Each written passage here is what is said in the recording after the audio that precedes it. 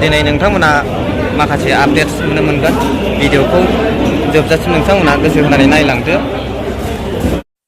Hello everyone once again welcome back to the channel. दिनैनि गोदान video नोंथां बयखौबो गोसो गोथारै बरायहरबाय। लोगोसे दिनै बनरगावआव मोनसे वार्कार्स मिट हाबाफारि लादों। बेवहाय फर्मार चिफ अफ बिटिसि हाग्रामा महिला सारखौ नैबे भिडिअ लानो नागिरदों, नोंथांमोना नायलांदो।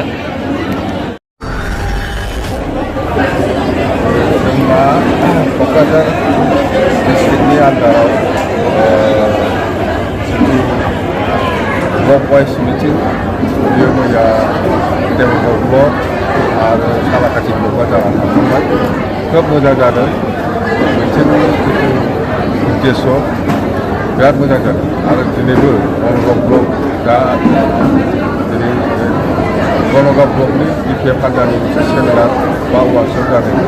खोब मोजां जादों। मथथे आं मोजां मोनदों गोसोखौ। आङो फोरमायदों जे रायजोफोरनो माने जोंनि वार्कारफोरनो आं फोरमायदों जे बिपिएफ हान्जाया फैगौ समाव मा मा खामानि मावगोन आरो जों बोरै थांनांगोन बेफोरनि सायाव आं माखासे खोथा बुंदों जे जोङो फैगौ समाव मा एजेन्डा लानानै खामानि मावलांगोन बेफोरखौ रोखा रोखा फोरमायनाय जादों।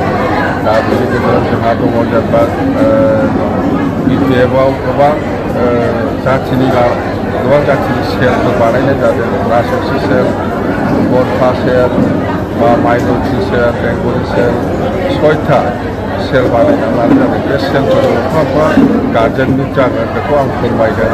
आरो जोङो बे प्रमद बर' बिथाङा जिथु इलेक्सन खालामनो नटिस हरदों बेनि सायाव आं फोरमायदों जे जों थांनानै रायजोफोरजों रायज्लायहैदों।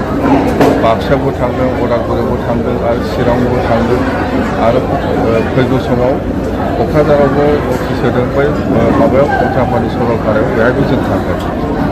दा जों थांनानै बेखौनो बुंदों जे नोंथांमोनहा गिनांगौ गैया, जिहेथु नोंथांमोना 2003 सननि 10 फेब्रुवारिनि सिगांनिफ्रायनो बे ओनसोलाव दंमोन। ओंखायनो बेखौ नोंथांमोनखौ इलेक्सन खालामनो नागिरनाया इलिगेल। नोंथांमोनहा प्रमाण पत्र दङ। जिहेतु 2005 सनाव प्रथम निर्बाचनाव नोंथांमोना भट होनायनि मोनसे प्रमाण पत्र दं। बे हिसाबै नोंथांमोना बिटिसिनि बासिन्दा होननानै फोरमान जाखाबाय। बेखौ जुदि बे प्रमद बर'आ इलेक्सन खालामोबा बेयो इलिगेल जागोन। बेखौ जों बुंबोदों। जायखिजाया नोंथांमोना सिन्था खालामनांगौ गैया। जुदि इलेक्सन खालामोबा जोङो फैफिननानै नोंथांमोनखौ बे जायगायावनो थानायनि सुजुग सुबिदाखौ होगोन होननानै जोङो फोरमायनांगौ। आरोबाव नैबे आङो फोरमायदों जे लकसभा उदालगुरि लकसभा मोननांगौनि बेलायाव बिपिएफ हान्जाया आरोबाव दाखालि मोनसे सावरायफिनदों।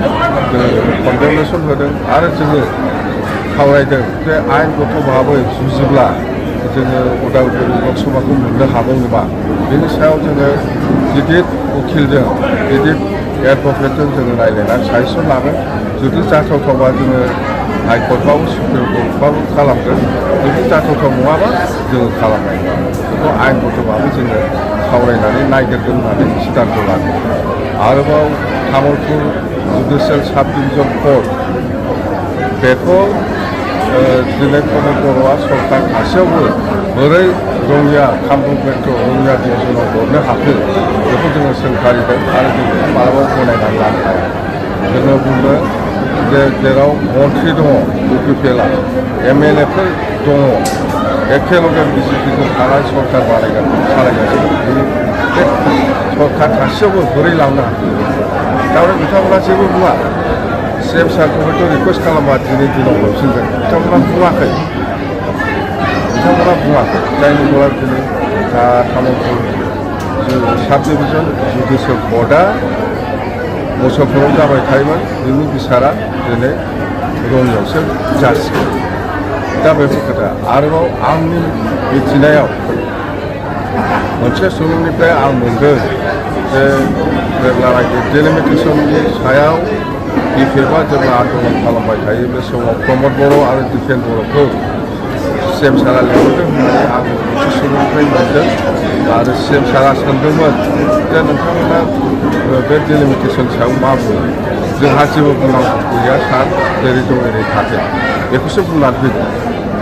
दा दायनिगिरिया सोर दिनै प्रमद बर' आरो दिपेन बर'मोनहा CMनि सिगाङाव जेबो बुङासै दिनै क'क्राझाराव जिथु एसेम्बलि समष्टि बानायदों बे सेटिसफेक्सन नङा रायजोफ्रा बनगावआ दिनै मोननै मोनथाम समष्टियाव गावलांबाय दिनै गसाइगावआबो जेरैबायदि जानांगौ जायासै क'क्राझाराबो जेरैबायदि जानांगौ जायासै बावखुंग्रियाबो जेरैबायदि जानांगौ जायासै थारमाने बिथांमोनानो बानायखानाय प्रमद बर' आरो दिपेन बर' बिथांमोना मिथिथारगौ गासिबो सिंनि खोथाखौ खिन्थु बिसोरो गावसोरनि कलिगफोरनोबो मोजां खोन्थायाखै जायनि फलाव दिनै गेसेटि जादों आरो आंथ' मिथिथारबाय CM सारा लेंहरदों होननानै CM सारा लेंहरदों होननानै आं मिथिथारबाय दिपेन बर' आरो प्रमद बर'खौ लेंहरदों नोंथांमोना माबाफोर बुंनांगौ दं नामा होननायाव बिसोर जेबो बुङाखै जेरै दं ओरैनो थागोन बहुद खोथा दा रायजोफोरखौ माने अयथासार थगायबाय बे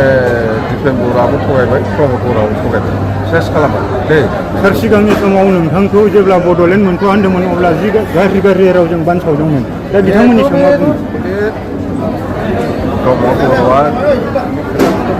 प्रमद बर'आ जेब्ला बड'लेण्डनि आन्दलन खालामो बेयो बुंदोंमोन आं जानो थाखाय MCLA जानो थाखाय DM जानो थाखाय मन्त्रि MLA जानो थाखाय आं आन्दलन खालामाखै जेब्लासिम बड'लेण्ड मोना अब्लासिम आं सुक्ति खालामा होननानै सहि खालामा होननानै बुंदोंमोन खिन्थु दिनै रायजोआ प्रमान मोनबाय बेसो